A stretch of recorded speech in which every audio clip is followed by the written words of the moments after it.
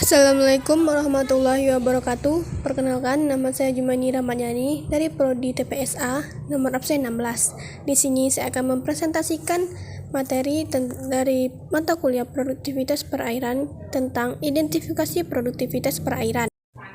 Apa sih produktivitas perairan itu? Produktivitas perairan merupakan laju penambatan atau penyimpanan energi yang disebut cahaya matahari oleh komunitas autotrof di dalam sebuah ekosistem perairan, di mana produktivitas ini sendiri terdiri dari produktivitas primer yang berupa produsen dan produktivitas sekunder yang artinya konsumen. Produktivitas primer adalah jumlah bahan organik yang dihasilkan oleh organisme autotrof, yaitu organisme yang mampu merombak bahan anorganik menjadi bahan organik yang langsung dapat dimanfaatkan oleh organisme itu sendiri maupun organisme lain. Dapat dilihat di gambar di atas bahwa produktivitas primer melibatkan proses fotosintesis yang berupa energi cahaya matahari, karbon dioksida, dan tumbuhan, di mana proses fotosintesis ini membantu aktivitas perairan, baik itu di perairan air tawar maupun di perairan air laut. Yang kedua adalah produktivitas sekunder, di mana produktivitas sekunder adalah pembentukan biomasa organisme heterotrof dalam satuan waktu tertentu, termasuk biomasa yang hilang dalam satuan waktu tertentu. Produktivitas sekunder ini melibatkan semua hewan yang memakan semua produktivitas primer, seperti zooplankton, larva ikan, herbivora, dan ubur-ubur. Biomasa itu sendiri adalah bahan organik yang dihasilkan melalui proses fotosintesis, baik berupa produk maupun buangan, di mana konsep biomasa ini merupakan banyaknya kloroplas persatuan luas atau volume pada saat tertentu. Biomasa perairan dibagi menjadi dua kelompok. Yang pertama biomasa fitoplankton dan yang kedua biomasa zooplankton. Biomasa fitoplankton merupakan total berat organisme plankton tumbuhan atau plankton nabati dalam suatu area tertentu, terutama di area perairan. Sedangkan biomasa zooplankton adalah total berat plankton hewani dalam suatu area atau volume tertentu yang menjadi suatu sumber pangan bagi semua ikan pelagis, sehingga sering dikaitkan dengan kesuburan perairan.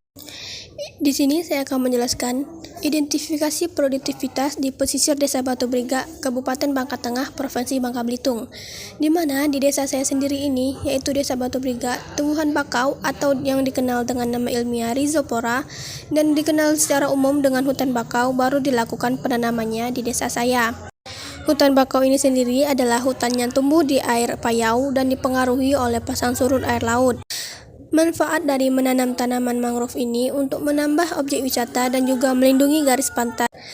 Dalam upaya pemulihan ekonomi nasional di wabah COVID-19 ini, pemerintah Provinsi Kepulauan Bangka Belitung kembali menyelenggarakan karya untuk wilayah Bangka Belitung seluas 500 hektar ini yang terbagi menjadi dua, yaitu 250 hektar untuk bagian Bangka dan 250 hektar untuk Belitung. Program pemerintah ini dimanfaatkan dengan baik oleh warga desa saya, di mana bukannya karena untuk hanya mendapatkan uang saja, tetapi warga desa Batu Briga ini juga menjaga hutan dan lingkungan dengan baik, karena lingkungan yang baik juga akan memberikan manfaat bagi kehidupan di kemudian harinya, terutama untuk cucu-cucu kelak. Di desa saya sendiri, kesempatan itu bukan hanya untuk menanam pohon mangrove saja, namun dimanfaatkan juga untuk menanam tumbuhan rumput laut seluas 500 hektar. Potensi budidaya rumput laut menjadi perhatian pemerintah Provinsi Bangka Belitung karena mengingat komoditi ini baik untuk dikembangkan. Rencana pemerintah ke depannya akan dibuat nota kesepahaman pihak perusahaan memanfaatkan sumber daya alam dan juga meningkatkan perekonomian masyarakat di Bangka Belitung. Selain itu, nelayan dan petani pun akan merasa aman karena mereka bisa memperoleh pendampingan dan yakin kalau hasil nanti sudah ada yang membeli, sehingga mereka akan serius membudidayakan rumput laut ini. Selain mangrove dan rumput laut, pesisir pantai Desa Batu Briga, di mana desa saya juga memiliki beberapa jenis biota yang ditangkap oleh nelayan, seperti ikan lempis, ikan mayong, ikan tenggiri, ikan tongkol, ikan talang, dan jenis ikan lainnya. Itulah identifikasi produktivitas perairan di desa saya. Kurang lebihnya saya minta maaf. Wassalamualaikum warahmatullahi wabarakatuh.